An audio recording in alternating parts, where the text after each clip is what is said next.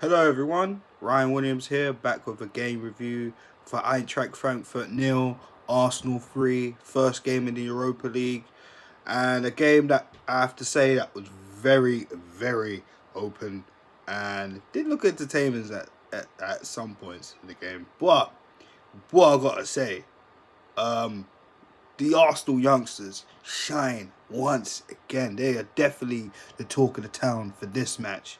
And definitely some good performances for players that you don't see start or even have a regular place in the team. So if you're new to the channel, of course, make sure you subscribe, which is important, of course, and need to get the subscribers up. Please make sure you share the content. Let me know your thoughts in the comment section. If you want to get into any conversations with me, all my links are in the description bar with my Twitter and Instagram. So, excuse me, let's get into it. So, looking at the stats, I have to say, from the game, at one point, watching it to see, and let's be honest, of course, Frankfurt were all over us. You know, our away record ain't great. I mean, the pressure was on for Arsenal, been ridiculed, of course, after that poor performance against Watford, where we had a 2-0 lead and capitulated and end up drawing 2-2 to Watford, who were bottom in the league. I have to say, there were a lot of questions and a lot of heat were on Unai Emery after that game, and deservedly so. He is the coach. He had a lot of questions to answer, and boy, in this game, were they answered? Of course, it's still going to take time. I was particularly angry that day. Like I said, I'm still on the fence with Emery. He's still got this season to try and change a lot of us Arsenal fans. Some that want him out, some that on the fence like me, and even some that support him and try and change up the team and make sure that we get into the Champions League, either the Europa League or the top four. It's as simple as that. So let's get on to the the stats of the game. And earlier on in the game, I remember looking and Frankfurt were pressuring us, and literally when I saw the chances, the total shots taken at us, I started to look back at the Watford game, and the stats were abysmal. I'm not even going to get into it. And again, was a lot closer compared to Watford, but you know, given the fact we're away from home, and you know what, we got youngsters in the team, but that's not an excuse. Got to tighten up at the back, and I mean, they're all over us. Total shots at that time that I saw was, I think Frankfurt had at least 16 to 17 shots. We only had about 6. I thought it was not looking good. And at the end of the game, total shots for Frankfurt, 24 shots, 7 on target with the 57 possession, making passes of 398. And it's crazy. Arsenal are usually, well, the times I've watched Arsenal, are very dominant in the passing game, but you know, since Wenger had left, we started to see the passing game decrease quite a bit. To be fair, there's been times we've seen it, and of course we pass the ball out to the back, but obviously the Wenger flow and style is, boy, it's definitely going. Let's get on to our stats. We had 16 shots in total, 6 on target, 43 possession, 319 passes. I mean, not really that far off from Frankfurt, but it was a very open game. And Arsenal, for me, I mean, it's a good win away from home, and I'm not criticizing it or anything. We just need to be tighter at the back. Now, let's get into the players. Let's get into the starting lineup, and I'm going to go through them and talk about my personal opinion on their individual performances. It started with the goalkeeper, Emi Martinez, who is our second goalkeeper, who really doesn't get to play in the Premier League at all, really. But in pre-season, he played all the pre-season games, to be honest. I don't really remember seeing Bert Leno on one. If I'm wrong, please correct me in the comment sections or two. My memory is a bit mad, but let's be real. He's had, I thought, probably a wicked game. I mean, the pressure Frankfurt were putting on us from jump. He done well. Keep a clean sheet. Keep the ball out of the net. He's dived. He's caught the ball. He's done well, and his distribution at times, I ain't got to question it. I thought he did well. He even set up a goal with the help of Saka. So Martinez, for me, man, that was a really good performance from him, and hopefully we'll get to see him play a little bit more if he can keep it up. Do you know what I mean? So that's good for him.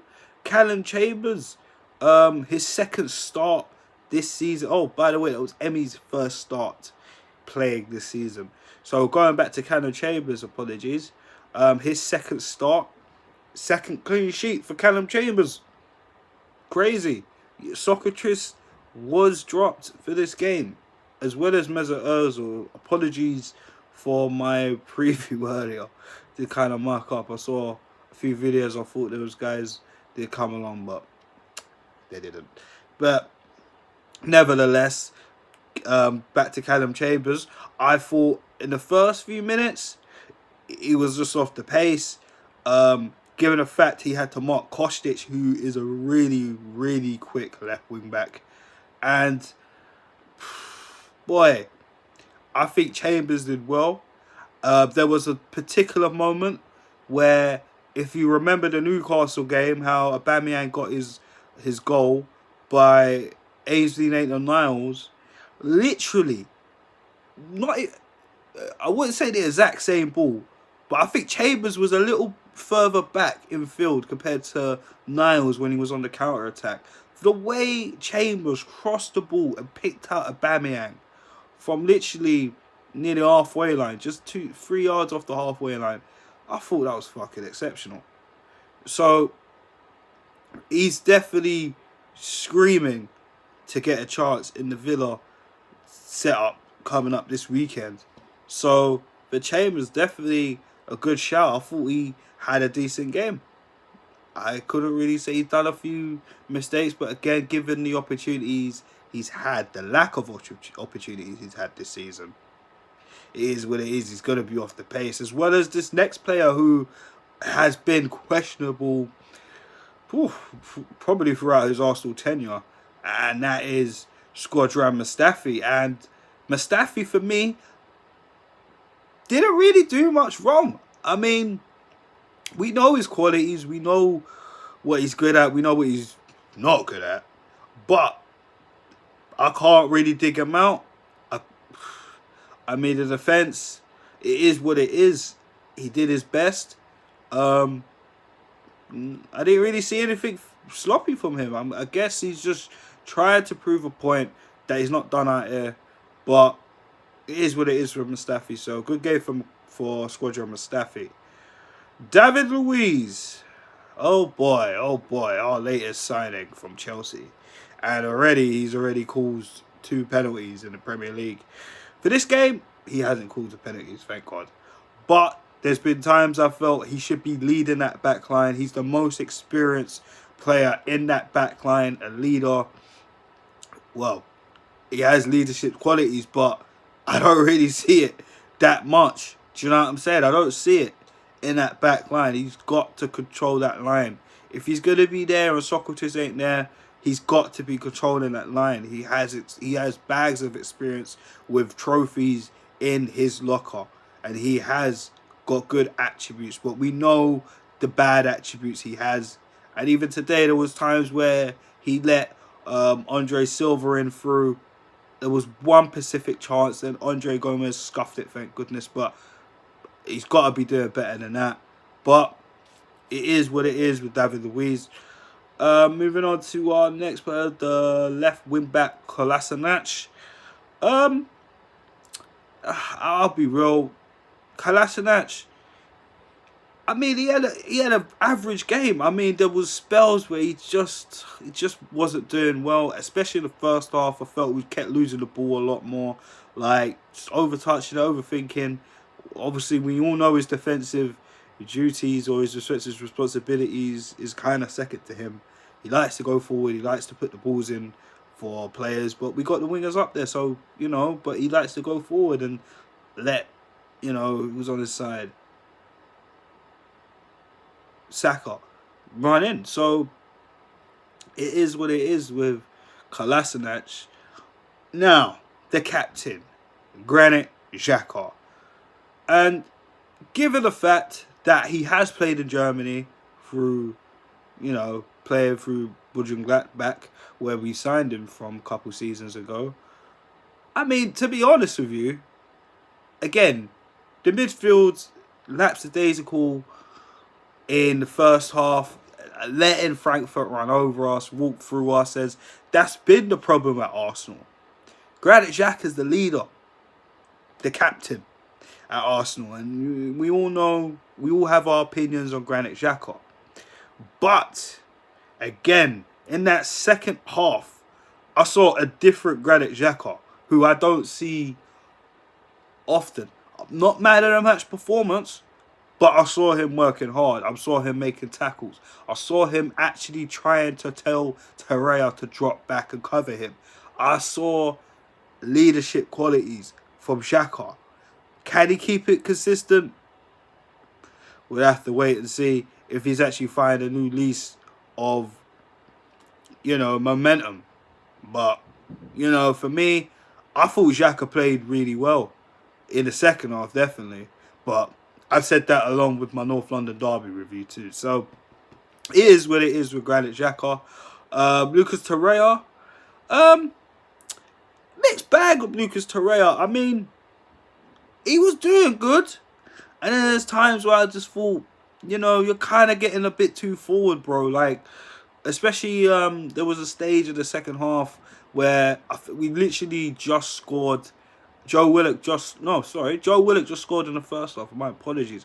And literally, flipping, we looked comfortable going through them. We broke them down. We looked like we had chances. But again, if they make that counter attack, because again, remember, our defending is not great, and all of our midfielders pushing up high. Granit Xhaka, Joe Willock, Torreira.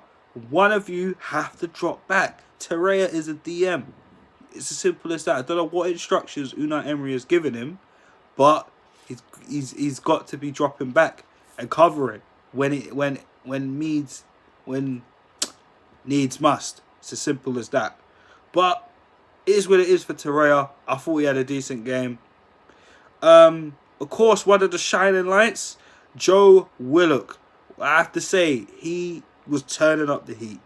For me, he is a big shout for the starting lineup against Aston Villa this coming weekend. I thought he took the game where he had the ball. I thought he was trying to take the game by the scruff of the neck. With chances, whenever we were in there, whenever he was on the ball, it looked like something was going to happen. He looked very calm. He looked like he was been playing with the first team week in, week out. And this is what we need, consistency. And Joe Willock probably looked at his few minutes of being at the Watford game. I thought, you know what? I need to start.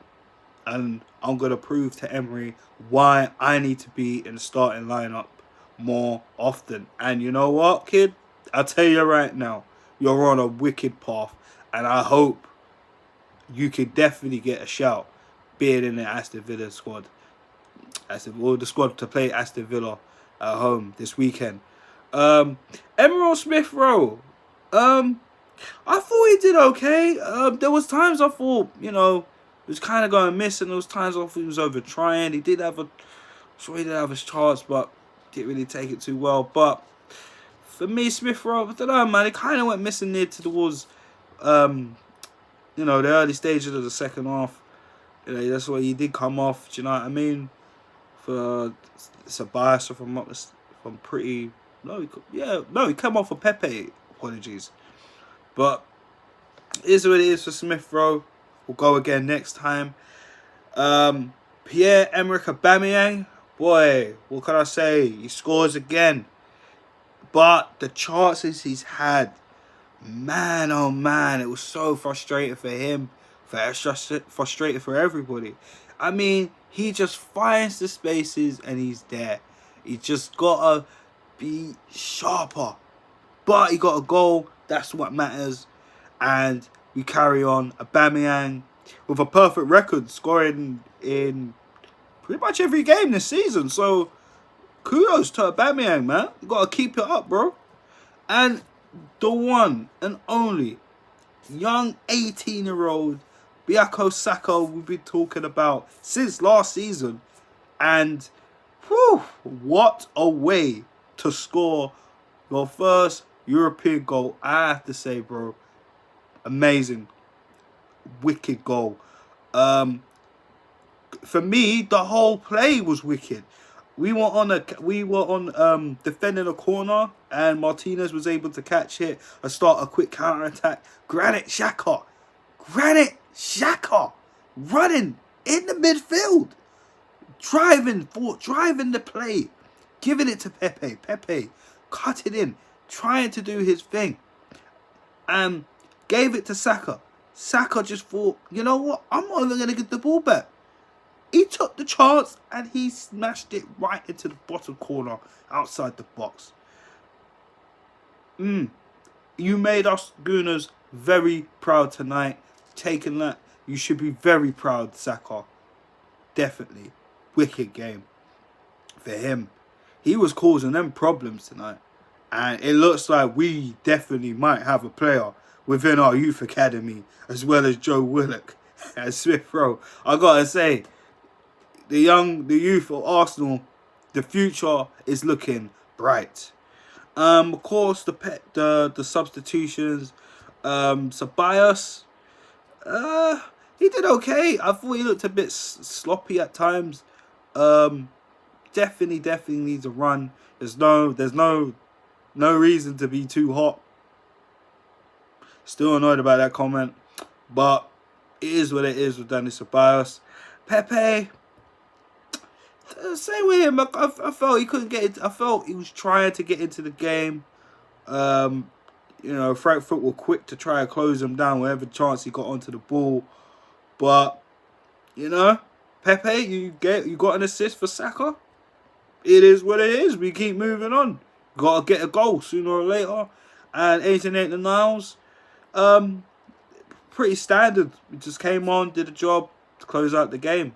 It's as simple as that. So with Arsenal's 3-0 win at Frankfurt, the first British team to come to Frankfurt and get a victory, let alone a clean sheet, knowing our defence, I have to say it was a very good night for Arsenal. But going forward, we have to work on the midfield and the defensive link-up. It's going to be tough without Lacazette. Of course, a striker that I feel is the heartbeat of the team. But it is what it is. We got to carry on. Next game, Aston Villa this weekend. I will be dropping my preview tomorrow. So, guys, make sure you stay tuned for that on the channel. And I'm going to wrap this up. And if you're new to the channel, of course, please subscribe. Get the content out. Share it to all your football friends, Arsenal fans. Let me know in the comment section, or any fans, let me know in the comment section your thoughts on the game. Who do you think was the standout player for Arsenal? And going forward into Aston Villa, who should be in the team? So guys, I'm going to wrap this up here. All the links on my social media are in the description with my Twitter and Instagram. Alright guys, I'm out and peace.